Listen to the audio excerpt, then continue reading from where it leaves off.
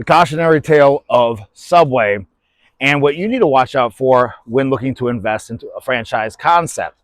I'm Keith Kepner, franchise consultant. I'm also a franchisor for a very small brand, and I stepped back from that because I saw so many people in the industry, franchisees coming in, and buying into concepts that really made little sense, and they were just wrapped up with good marketing. Now, Subway in the beginning had obviously a pretty good product and things like that, but there's all these things that happened and that were red flags way down the road that if you were working with someone that knew what they were doing, they would have seen it and told you it's not a good investment. But the challenge is that us as human beings, we're social animals. We look for social proof. So therefore you see Subways opening up everywhere and you go, oh my gosh, that's a good investment. I need to go in, right? It's what everyone else is doing. And most of the time that can be correct, but oftentimes you're too late. And then 5 years later, 10 years later, actually I worked in a Subway when I was 19 years old, 18 years old. Those owners went belly up. Now, let's talk about why they failed and how you can use this information to watch out for anything that you're looking at in the investment opportunity in the franchise space. But also, a little bit later in the video, I'm going to talk about how yoga mats came into play in this equation. Funny enough, in a quick service restaurant, how yoga mats played into the equation. That's an interesting one. All right, so let's get into it. The first reason that Subway started to struggle is because they started to cannibalize their territories. You see, in the franchise agreement, the FDD, there was little to almost no territory protection. So what does that mean? It means when you get a territory to open up your location, you need some type of protection, 5-mile radius, whatever it is. It depends on the brand, depends on the concept and the niche. But with Subway, there was little to nothing. So therefore, owners experienced as much as a 30% drop in their revenue when another Subway opened up a mile down the road. Now, granted, why would Subway ever do this, right? Why would corporate approve this? Because they get to sell more franchise locations. They get to show growth. So therefore, they get to attract more investors. It also creates a higher valuation for the company. And therefore, they can use that to perhaps sell the company off for a good multiple. But you as an individual owner investing in this, or someone that's looking to be maybe a multi-unit owner, that is just a horrible situation. So the cannibalization and not having no territory protection was the first one. Then moving on to the second one. The second one is the freshness. So with Subway, obviously most people know now that it's probably not the most fresh thing, but it was marketed as that. And they went through many PR struggles. For instance, the Irish Supreme Court, they ruled that the bread wasn't actually legally bread. It was more along the lines of, you know, like a croissant or some type of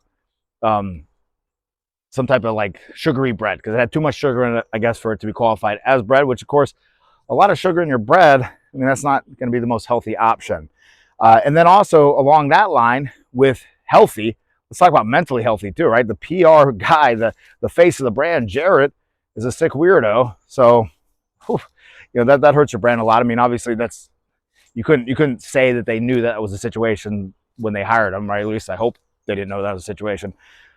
But regardless, this hurt the brand tremendously. And as more fresh options came on the marketplace, people started to realize Subway, they started to realize for what it was, right? Which is just really just fast food wrapped up in a different package, but really the same product, same result. I know, because I would bake the bread there when I worked there for about a year.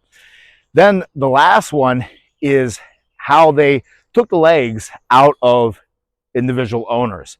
They really fleeced them. What do I mean by that?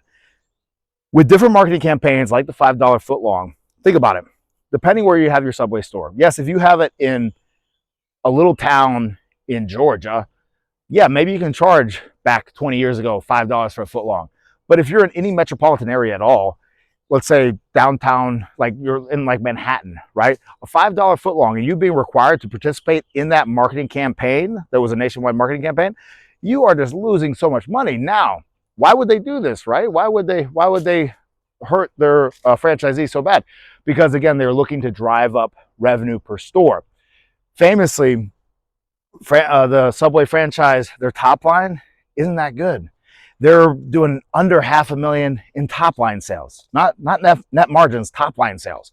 Where in the quick service space, most concepts are doing close to $1 million, if not over $1 million, if not multiples of millions at reasonable margins. You have bad margins with Subway. You have worse margins because of those marketing campaigns. And then the overall just sales volume is just so low. And this is why franchisees could not afford to keep the thing open. Because think about it, if you're doing $400,000 a year and you're only doing maybe a 10% margin, that's $40,000. Good luck living off of that, even if you have a couple locations. I mean, this is not, for the amount of risk, for the amount of capital you have to put into things. And then you talk about food expiring and things like that. That's always a trouble or a struggle in the restaurant space. It's just an utter nightmare. And then put rising payroll requirements and everything else, with wages going up and everything else. Utter nightmare. Inflation on top of it, gosh, it just gets wild. And so this is some of the reasons why this brand fell apart. And I promised you I was going to tell you about how yoga mats played into it. They found in the bread that there was a chemical that is used for the rubberiness and the stretchiness of yoga mats was in the bread. And it's funny when I think about when I was baking the bread, yeah, like I could kind of feel that feeling. And so, that's kind of icky. And at the very least, the FDA said that it was, benign and it's not going to cause internal problems. But gosh, that doesn't really make it sound very appetizing. It doesn't make you want a foot long, does it? Now, if you want to have more help finding a good franchise concept, and then not only finding it, then also vetting it, going through all the things, all the red flags, because there's even more than this that people get caught by.